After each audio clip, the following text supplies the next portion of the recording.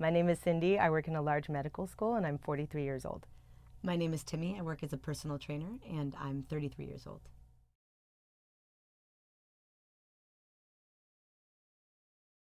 You want to start? Yeah. Well, we met in boot camp. She was my boot camp trainer.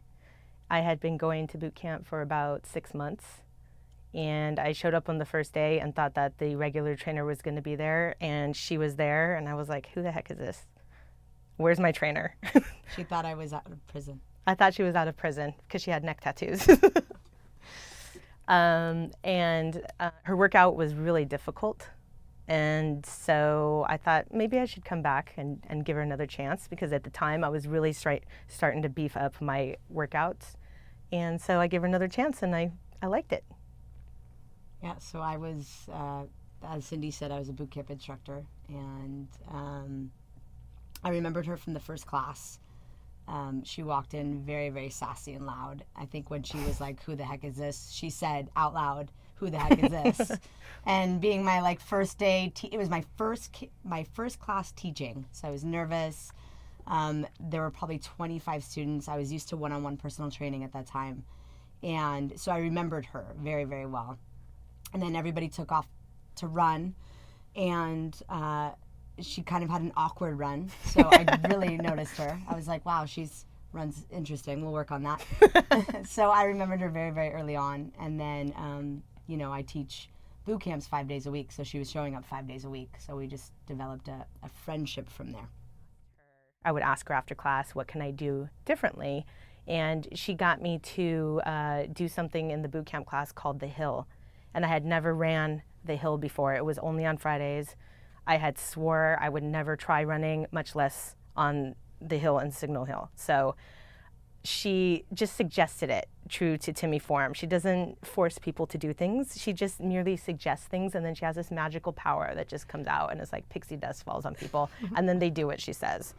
So she said, you should try doing the hill one day. And then she just left it. And then it just echoes in your head for hours or days. And the next thing you know, the next Friday, I just showed up at the hill, first time ever. And all the other trainers had tried to get me to do it. And I was like, no way in hell am I doing that.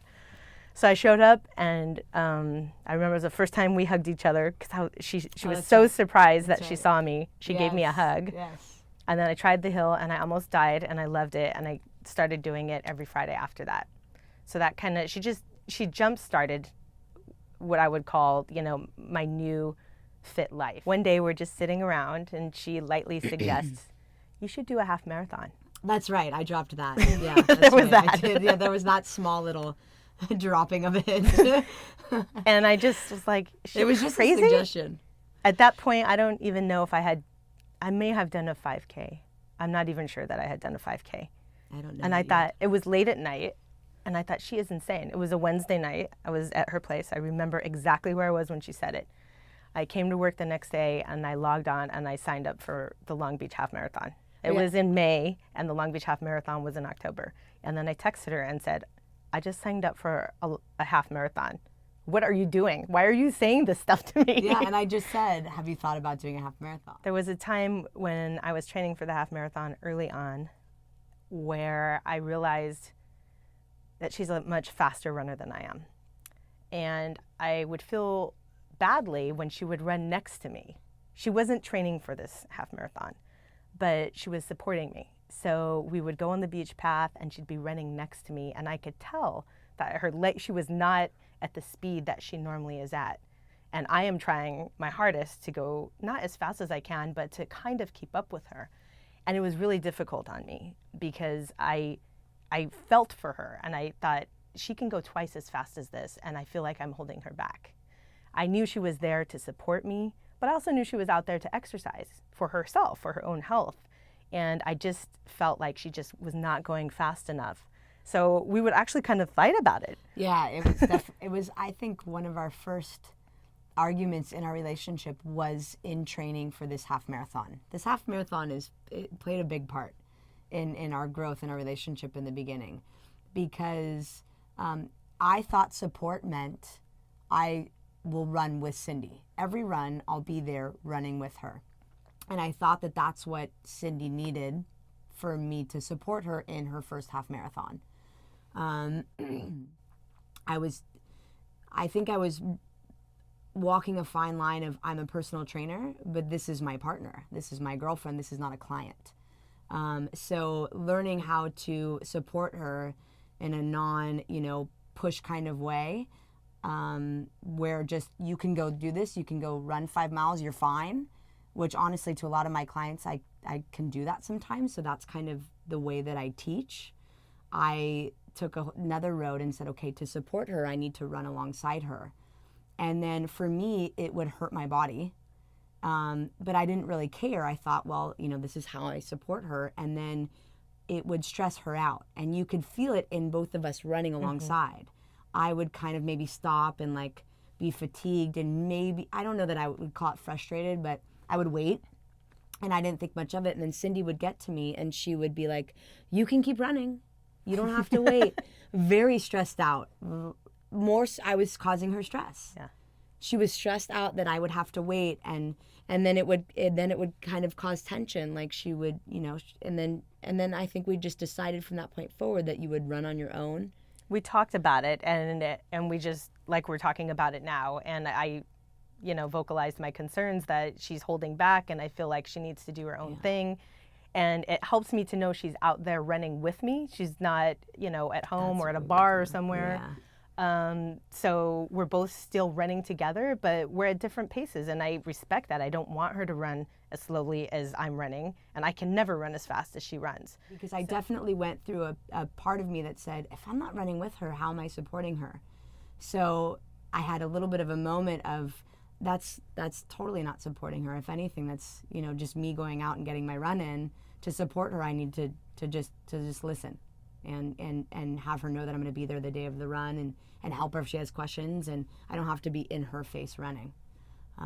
So we definitely, and I think that really is support in our entire relationship that came from that running experience. Because when you need support, you really need me to just listen to you. Yeah. Yeah. That's true. So. And I think what I learned from that experience supporting Timmi was, I think, what anybody can learn in a relationship, which is to let the person go.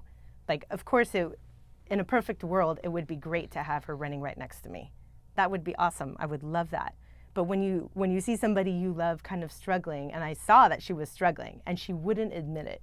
Dear God, she would not admit it. She just, no, I'm fine. I just want to run with you. And, if you don't want to talk, we don't have to talk. Let's just run next to each other.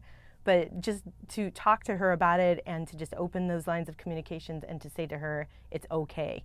You can run without me. I know you're still there. I still love you. You're still being supportive. It's okay. And I think she just really, I had to tell her that several times. It wasn't just once before she got, she got it through her head. And once she got it, everything was fine after that. And then when I would finish a long run, if she was there, I would cry. Every time. Every time, because Every I time. couldn't believe that. I know that as a runner, you're doing it yourself, but I couldn't believe that somebody that I was in love with, the fact that we're in love, and the fact that she's getting me to do something, to stretch outside of my comfort zone and do something that's meaningful to me and my body and us. Look, I'm getting all choked up. Then I would just burst into tears. It was something. It definitely brought us together. And I remember the night before the half marathon, I was able to sleep like a baby, and she tossed and turned all night because she was so nervous for me. and she just kept saying, are you nervous? Usually I can't sleep before a run. I thought, you've prepared me. We've done this together for 5-6 months. It's probably 6 months. Every week, yeah. Every week, day by day, there's been steps that we've taken together. And I know I'm going to finish, and I know you'll be there. And she was, and I did.